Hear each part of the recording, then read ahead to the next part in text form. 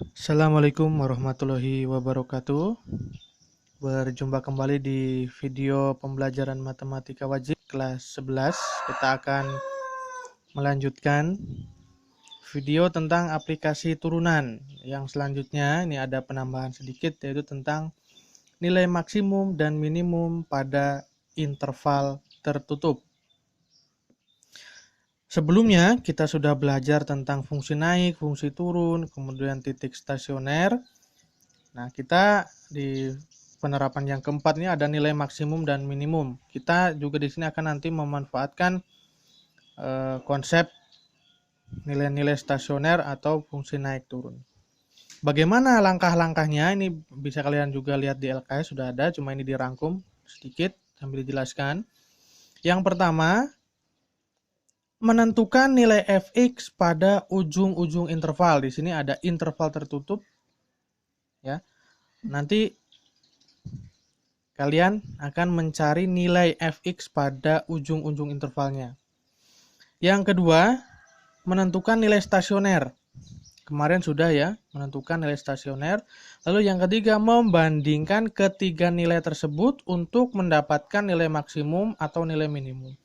Jadi nilai di ujung interval ini ada dua nanti. Nah, nilai satu lagi di nilai stasioner. Nah, ketiga nilai ini dibandingkan. Kalau yang paling rendah berarti nilai minimum, yang paling tinggi berarti nilai maksimum. Ini langkah-langkahnya. Tetapi ada sedikit tambahan penjelasan di sini bahwa nilai maksimum atau nilai minimum sebuah fungsi tidak selalu berupa titik balik maksimum atau titik balik minimum.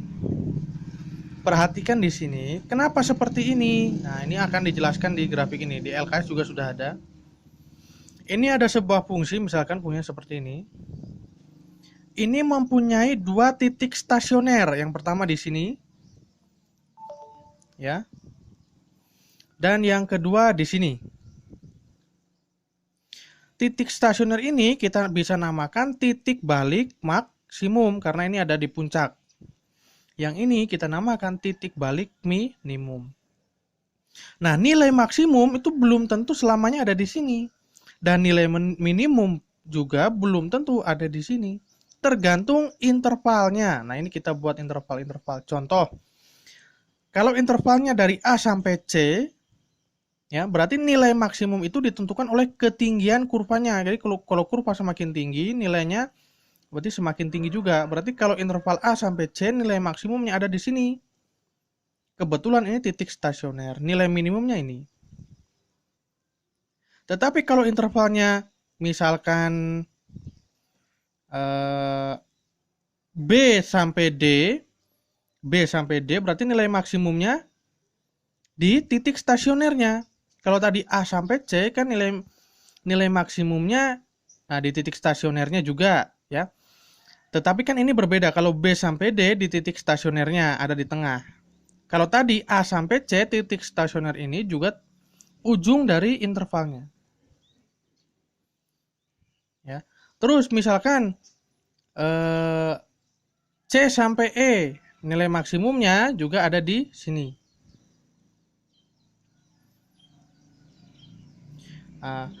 Misalkan D sampai F, nilai minimumnya ada di sini, nilai maksimumnya ada di sini. Ya, D sampai F, nilai maksimumnya ternyata ada di sini. Jadi nilai maksimum ini belum tentu selamanya ada di sini. Misalkan interval A sampai B, berarti nilai maksimumnya ada di sini. Kurang lebih seperti itu. Nah, makanya nanti kita akan juga menentukan nilai di ujung-ujung intervalnya. Nah, untuk lebih jelasnya kita langsung ke contohnya saja.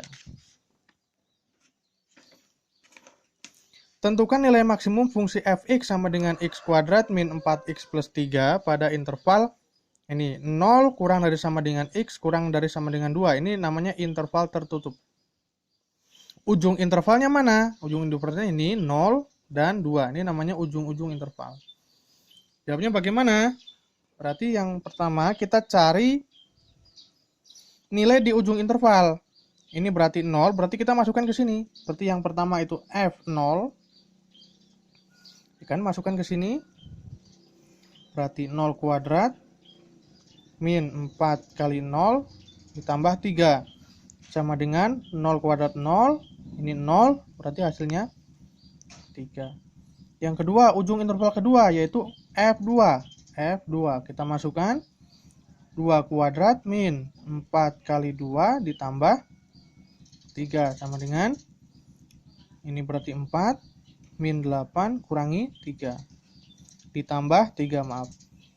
Berarti berapa? 4 kurangi 8 min 4 plus 3 itu min 1. Yang ketiga, maaf.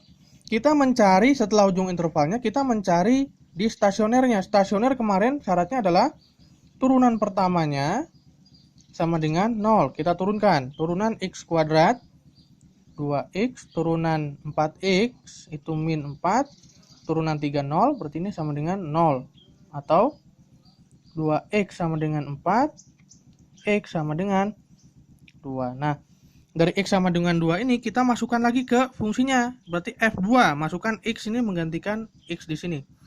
Jadi 2 kuadrat min 4 kali 2 ditambah 3 sama dengan 4 min 8 ditambah 3. Ini sama dengan juga min 1. Berarti yang ditanyakan nilai maksimum kita bandingkan. Nilai ini, dan ini nilai maksimumnya berapa? Berarti nilai maksimumnya adalah 3. Nah, begitu. Nah, sekarang ke contoh yang kedua. Tentukan nilai minimum fungsi fx x kuadrat min 4 pada interval 1 sampai 2. Yang pertama kita cari ujung intervalnya yaitu f1 sama dengan 1 kuadrat min 4, itu berarti min 3. Yang kedua berarti f2, masukkan ke sini berarti 2 kuadrat min 4. 2 kuadrat 4 kurangi 4 ini 0. Yang ketiga cari stasionernya. F aksen x sama dengan 0. Turunan dari x kuadrat 2x, turunan dari 4 0. Berarti 2x ini sama dengan 0. X sama dengan 0 dibagi 2. Berarti x sama dengan 0. Nah, x sama dengan 0 kita masukkan ke fx, berarti f0. 0 kuadrat min 4 sama dengan min 4. Ditanyakan nilai minimum, berarti kita bandingkan ketiga nilai ini. Min 3, 0, dan min 4. Berarti nilai minimumnya adalah min 4. Ya, jadi kalau yang ini ada di titik stasionernya nilai minimumnya, tapi soal yang pertama tadi nilai maksimum 3 ini ada di ujung intervalnya, bukan ada di nilai stasionernya. Ya, seperti itu, silahkan dipahami dan dikerjakan soal-soal yang ada di LKS. Terima kasih, semoga bermanfaat. Wassalamualaikum warahmatullahi wabarakatuh.